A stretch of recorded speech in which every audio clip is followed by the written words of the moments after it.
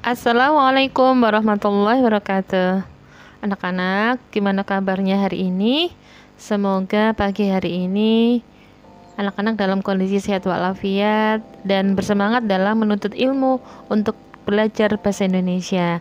Anak-anakku sekalian, perkenalkan, hari ini Ustazah Ika menggantikan Ustazah Yunita mengajarkan bahasa Indonesia untuk kelas 7A dan 7B. Mudah-mudahan pertemuan kita awal ini membawa keberkahan dan kemudian menambah ilmu untuk kita semua. Oke, anak-anak, hari ini pertemuan perdana kita akan mencoba membahas bab 5, yaitu mewarisi nilai luhur dan mengkreasikan puisi rakyat.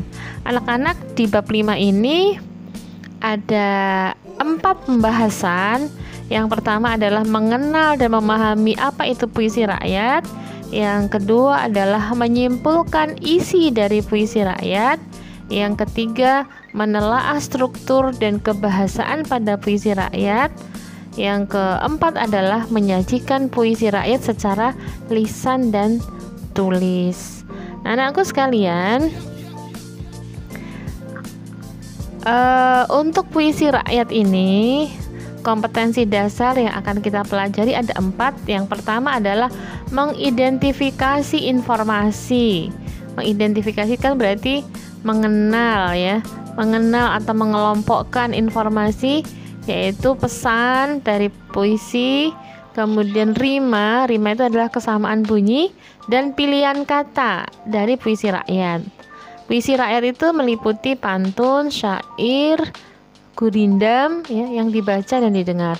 Yang kedua, kompetensi dasarnya adalah menelaah struktur dan kebahasaan puisi rakyat. Pantun, syair, dan bentuk puisi rakyat setempat yang dibaca dan didengar. Yang ketiga adalah menyimpulkan isi puisi rakyat. Jadi anak-anak, yang namanya puisi kan pasti kita harus tahu isi dari puisi itu. Nah, ini kita bahas di kompetensi dasar yang ketiga. Yang keempat terakhir adalah menelaah struktur dan kebahasaan puisi rakyat. Pantun, syair, dan bentuk puisi rakyat setempat, misalnya gurindam dan seterusnya. Oke, kemudian berikutnya anak-anak, kalau kita bicara puisi rakyat itu kan warisan budaya bangsa yang wajib kita lestarikan. Tiap negara punya kekhasan, kemudian tiap suku juga punya kekhasan, dan puisi rakyat kita di Indonesia ini berupa puisi, syair, pantun, gurindam, mantra, karmina, atau talibun. Jadi kita tidak akan membahas satu persatu, ya. Kita hari ini hanya membahas yaitu tentang puisi, syair, gurindam, dan pantun, ya.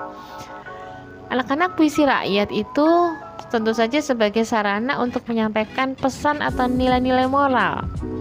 Setiap puisi pasti memiliki pesan untuk pembaca atau untuk pendengar.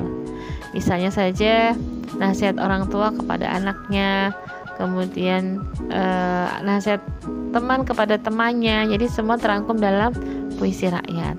Karya sastra rakyat bersifat anonim. Apa itu anonim? Anonim itu tidak diketahui pengarangnya karena disampaikan secara lisan dari waktu ke waktu, dari generasi ke generasi secara turun-temurun, sehingga kadang-kadang susah dilacak siapa sebetulnya yang menuliskan pertama karya sastra tersebut. Yang berikutnya, karya sastra lama bergenre puisi atau sajak tentu saja berbeda dengan puisi zaman sekarang atau modern. Kalau puisi dulu itu atau puisi klasik itu terikat banyak aturan, ya, misalnya jumlah kata per barisnya harus berapa, suku kata, kemudian kesamaan rima atau bunyi di akhirnya. Nah, itu aturan-aturan itu hanya ada di puisi lama. Sedangkan puisi yang modern tentu saja tidak ada aturan yang mengikat, jadi bersifat bebas. Nah, anak-anak, puisi rakyat kita bahas 3 hal, ya, yaitu pantun, gurindam, dan syair. Apa itu pantun? Pantun ini adalah karya sastra asli Indonesia. Pada awalnya pantun ini hanya diucapkan secara lisan dan tidak diketahui pengarangnya atau yang disebut anonim. Kemudian yang ketiga, pantun itu memiliki ciri khusus. Apa itu cirinya? Pertama, setiap bait terdiri atas 4 baris atau 4 larik kalimat. Perhatikan dengan baik ya. Jadi setiap bait itu terdiri atas 4 baris atau 4 larik kalimat. Kemudian jumlah suku kata setiap larik atau setiap baris itu hampir sama, biasanya antara 8 sampai 12 suku kata. Yang ketiga, setiap bait bersaja atau berrima akhir ABAB. Nanti kita akan memahami kalau sudah diterapkan dalam contoh ya. Yang keempat, cirinya adalah lirik baris pertama dan kedua disebut sampiran, sedangkan lirik baris ketiga dan keempat disebut isi. Ulang ya.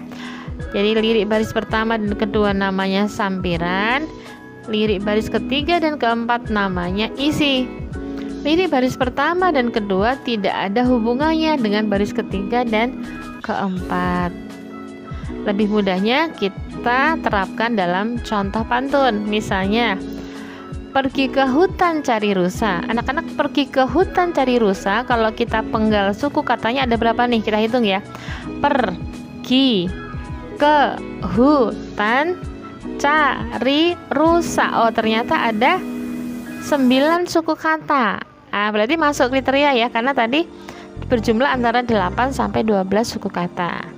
Kemudian yang kedua, pergi ke hutan cari rusa, hendaklah engkau bawa tali. Hendaklah engkau bawa tali, kita hitung ya berapa suku kata. Hendaklah engkau bawa tali. Oh, ada 9 suku kata juga ya, berarti sama ya. Baris larik pertama dan kedua jumlahnya sama ya, sama-sama 9 suku kata. Baris pertama dan kedua apa tadi namanya anak-anak? Masih ingat? Betul. Jadi larik pertama dan kedua disebut sampiran, sedangkan larik ketiga dan keempat namanya isi. Kita coba yang larik ketiga dan keempat ya. Perhatikan persamaan bunyi atau rimanya ya. Tadi kalau pertama kan tadi Bu Ika ulang ya. Pergi ke hutan cari rusa, hendaklah engkau bawa tali. Wahai anak cucu bangsa, ya sama-sama sa begitu ya. Pertama dan ketiga kesamaannya ada di terakhir ya. Kemudian kedua dan keempat perhatikan kesamaan bunyinya. Tadi kedua kan bunyinya hendaklah engkau bawa tali. Kemudian larik keempat disebutkan berpeluh payah bangun negeri, sama-sama i ya. Anak-anak, di sini yang merupakan isi itu ada di larik ketiga dan keempat. Jadi pesannya itu mudah dipahami di larik ketiga dan keempat ya. Kita pahami ya isinya di larik ketiga dan keempat. Contoh pantun kedua. Anak angsa mati lemas. Mati lemas di air asin. Hilang bahasa karena emas, hilang budi karena miskin. Gitu ya. Jadi pesannya ada di larik ketiga dan keempat. Apa sih pesannya? Jadi kalau misalnya wahai anak cucu bangsa, berpeluh payah bangun negeri, maksudnya itu pesan kepada generasi muda agar kita itu berjuang. Berpeluh payah itu kan berarti berjuang sampai berkeringat sampai optimal ya untuk membangun negeri. Maksudnya pesan tuh kepada pembaca seperti itu. Itu anak-anak ya, nanti lebih mudahnya kita bisa membuat contoh pantun sendiri. Nah, sekarang kita beralih ke gurindam. Apa itu gurindam? Gurindam termasuk puisi lama juga yang berasal dari India. Tapi kemudian dibawa ke Indonesia ya menggunakan berbahasa Melayu klasik. Di dalam gurindam sama ya, selalu mengandung pesan-pesan agama dan moral. Ciri-ciri gurindam perhatikan beda dengan pantun. Kalau pantun tadi ada 4 larik dalam satu bait, kalau gurindam hanya terdiri dari 2 baris atau larik dalam larik kalimat.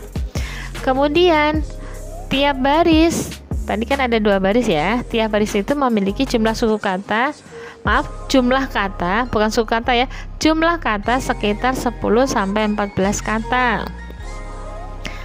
Ya, kalau tadi kan pantun ada 8 sampai 12 suku kata. Kalau ini 10 sampai 14 kata gitu ya. Kemudian ciri gurindam yang ketiga, tiap bait berirama AA, BB, CC. Yang keempat cirinya adalah kalimat baris pertama berisi soal, masalah atau perjanjian. Kemudian kalimat kedua itu atau lari kedua itu sebagai akibat dari masalah di baris pertama. Jadi lari pertama isi adalah masalah, lari kedua itu adalah akibat dari masalah di baris pertama tadi. Kemudian jadi penekanannya adalah hubungan antara kalimat pertama dan kalimat kedua itu adalah hubungan sebab akibat. Kemudian kedua kalimat membentuk kalimat majemuk dan merupakan satu kesatuan yang utuh. Kebanyakan gurindam berisi nasihat atau pelajaran filosofi hidup atau kata-kata mutiara. Kita lihat ya, lebih mudahnya kita aplikasikan dalam contoh. Contoh gurindam. Ingat ya ciri-ciri gurindam tadi. Jika hendak mengenal orang berbangsa, gitu ya. Lihat kepada budi dan bahasa. Jadi yang pertama, lari pertama itu adalah permasalahan ya atau sebab, kemudian yang kedua itu adalah solusi dari permasalahan yang pertama. Jadi permasalahan pertama kan jika hendak mengenal orang berbangsa, maka lihat kepada budi dan bahasanya gitu ya. Maksudnya pesannya seperti itu. Kalau kita ingin melihat kualitas seseorang itu, maksudnya begitu nggih anak-anak, maka lihatlah kepada budi dan bahasanya. Itu menunjukkan pribadi atau perilaku seseorang, begitu ya. Nah, kemudian ya, jadi hanya ada dua ya, ada dua larik kalimat ya. Contoh lagi misalnya, jika hendak mengenal orang yang berbahagia, sangat memeliharakan yang sia-sia. Jadi yang pertama itu persoalan, yang kedua itu solusinya, atau yang pertama sebab, yang kedua akibat gitu ya. Nah, jadi maksudnya pesannya ini adalah jika mau orang itu berbahagia, kita itu harus memelihara diri dari melakukan perbuatan yang sia-sia, seperti itu ya, gurindam. Nah, kemudian yang ketiga adalah kita mau membahas tentang syair. Syair adalah puisi lirik klasik yang berasal dari kesusastraan Arab. Asal katanya dari kata syair atau su'ur, artinya perasaan yang menyadari. Su'ur berkembang menjadi syi'ru, yaitu artinya puisi. Syair berasal dari Persia lalu masuk ke Indonesia bersamaan dengan masuknya agama Islam ke Indonesia. Jenis-jenis syair berdasarkan isinya ada 3, yaitu syair panji. Syair panji itu apa? Syair panji itu menceritakan keadaan di istana dan orang-orang yang berasal dari istana. Contohnya syair Panji Semirang. Nanti anak-anak bisa mencari di Google ya. Apa sih sebetulnya isinya syair Panji Semirang ya? Itu syair panji ya anak-anak ya. Syair panji itu bicara tentang istana, intinya begitu. Yang kedua adalah syair romantis. Isinya apa? Menceritakan tentang percintaan yang biasanya terdapat pada cerita rakyat, pelipur lara atau hikayat. Contoh syair Abdul Muluk. Nanti anak-anak bisa searching di Google ya, seperti apa sih isi dari syair Abdul Muluk. Yang ketiga adalah syair kiasan atau syair simbolik, menceritakan percintaan yang merupakan sindiran terhadap peristiwa tertentu. Jadi sama dengan romantis ya, tentang percintaan, tapi kalau syair kiasan lebih kepada sindiran terhadap peristiwa tertentu antara ikan, burung, bunga, dan buah-buahan. Contohnya syair Burung Punggu gitu. Nah, anak-anak syair itu menceritakan, syair sejarah menceritakan tentang peperangan dalam peristiwa sejarah. Contoh syair Perang Palembang. Sedangkan syair agama berisi nilai-nilai keagamaan. Contoh syair kiamat. Oh, berarti menceritakan tentang peristiwa kiamat. Nah, ciri-ciri syair anak-anak tadi kan Bu Ika sudah sampaikan di awal, ciri-ciri pantun, ciri-ciri gurindam. Nah, sekarang kita bicara ciri-ciri syair. Yang pertama adalah setiap bait terdiri atas 4 baris atau lari kalimat. Hampir sama dengan pantun ya. Satu bait ada 4 baris atau lari. Kemudian yang kedua, setiap bait memberi arti sebagai satu kesatuan. Jadi tak terpisahkan nih, 4 larik itu tadi membangun satu makna ya. Semua baris merupakan isi. Kemudian bahasa yang digunakan biasanya berupa kiasan. Dan rima akhir setiap baris selalu sama, a. Dan jumlah suku kata setiap baris hampir sama, 8 sampai 14 suku kata. Hampir sama dengan pantun ya. Nah, isi syair berupa nasihat, dongeng, cerita dan sebagainya. Untuk mengetahui isi dari pantun, gurindam ataupun syair, coba kita lihat ya. Contohnya pantun. Pinang muda dibelah dua, anak burung mati dirangga. Dari muda sampai tua, ajaran baik jangan diubah. Anak-anak bisa bantu ya cara mengupas pantun ini. Anak-anak kita perhatikan, satu bait ada berapa larik atau berapa baris? Betul, satu bait ada 4 baris ya. Kemudian dalam satu larik terdiri dari 8 sampai 12 suku kata. Kita lihat ya. Pinang muda dibelah dua, berapa suku kata nih? Pinang muda dibelah dua. Oh, ada 9 suku kata. Anak burung mati dirangga. Perhatikan persamaan bunyinya atau rima ya.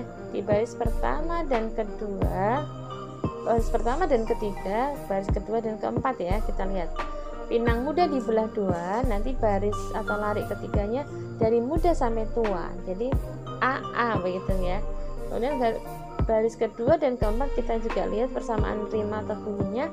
Anak burung mati dirangga. Yang keempatnya ajaran baik jangan diubah. Jadi bunyinya begitu ya. Ini kesamaannya ada bunyi di baris pertama sama dengan 3, 2 dan 4. Nah, kemudian baris pertama ke kedua kalau pantun namanya apa anak-anak? Ya betul, namanya sampiran. 3, 4 adalah isi.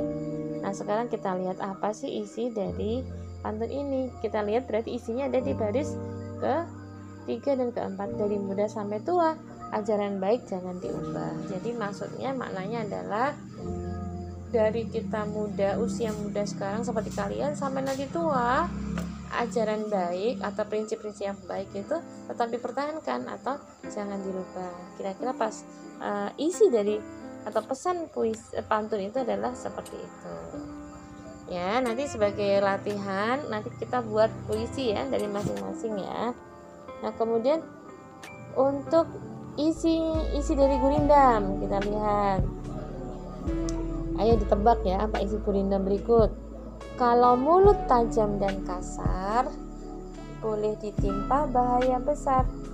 Hendaklah peliharakan kaki daripada berjalan yang membawa rugi. Apa bedanya pantun dengan gurindam? Anak-anak masih ingat? Betul. Kalau gurindam itu hanya terdiri dari 2 larik ya. 2 larik yang mempunyai irama akhir yang sama. Kita lihat. Kasar besar ya kan sama. Kemudian kaki rugi. Jadi sama-sama bunyinya i gitu ya. Ini terdiri dari 2 larik itu. Nah, kemudian isinya apa? Isinya itu kita lihat.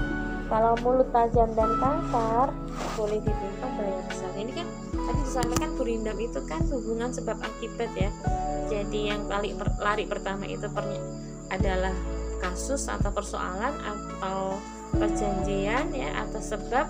Yang baris kedua itu adalah akibatnya. Jadi kalau mulut kita itu tajam dan kasar, suka nyakitin orang, itu akibatnya apa? Akibatnya kita akan ditimpa bahaya besar. Misalnya kita dijauhi teman ya, tidak disukai orang ya, kita itu dikucilkan. Nah, itu maksudnya begitu ya. Kalau mulut kita itu nggak santun ya, kasar, suka mencela, suka menghina, membuli gitu ya, maka kita ini akan ditimpa bahaya besar. Nah, kesamaannya bunyi di akhir ya, kasar besar gitu kan.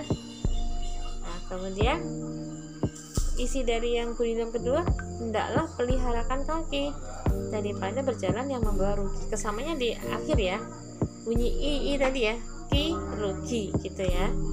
Nah, kemudian isinya apa itu? Isinya itu kan yang baris pertama itu adalah berisi persoalan, yang kedua kan berisi solusi, atau baris pertama itu sebab, yang kedua itu adalah akibatnya. Jadi maksudnya adalah isinya itu, jika kita ini memelihara kaki, melangkah kaki itu dengan hati-hati, ya tidak salah jalan, maka kita ini tidak akan rugi, ya seperti itu. Nah, itu anak-anak ya, gurindam tuh. Kemudian anak-anak, kalau kita ini isi syair sama ya, sebenarnya kalau kita ini ada kata-kata yang kurang kita pahami, maka langkah yang tepat untuk memahami baik itu gurindam, pantun maupun syair itu adalah buka kamus bahasa Indonesia atau nyari dari sumber lain, misalnya Google ya, seperti itu. Itu anak-anak ya. Kalau untuk syairnya tuh banyak ya, di sini ada 5 bait, dan nanti anak-anak bisa pelajari di rumah. Kemudian nanti anak-anak bisa memahami apa kira-kira ya pesan dari syair berikut, ya seperti itu. Itu anak-anak mudah-mudahan mudah dipahami. Jika ada yang kurang dipahami, nanti bisa menanyakan secara wabri kepada Ustazah Ika ya. Dan tugas kita hari ini anak-anak ada 3. Yang pertama adalah buatlah sebuah pantun tapi karya sendiri ya, dan uraikan isi atau pesan yang dikandung dari pantun tersebut. Tugas kedua, buatlah sebuah gurindam, juga karya sendiri. Ingat, gurindam terdiri dari 2 larik saja, kesamaannya di akhir ya. Uraikan isi atau pesan dari gurindam tersebut, karya sendiri ya anak-anak ya, salah nggak apa-apa, yang penting kita coba. Nah, tugas ketiga, buatlah sebuah syair bebas, berapa bait terserah, berapa bait ya, semampu kita. Kemudian uraikan isi atau pesan dari syair tersebut ya. Itu anak-anak ya, kita coba, tidak ada kata yang sulit sebelum kita mencoba. Nanti Bu Ika akan memberikan apresiasi berupa nilai. Jika ada yang kurang paham bisa ditanyakan via wabri. Demikian anak-anak, mudah-mudahan bisa dipahami. Mohon maaf jika ada hal yang kurang berkenan. Assalamualaikum warahmatullahi wabarakatuh.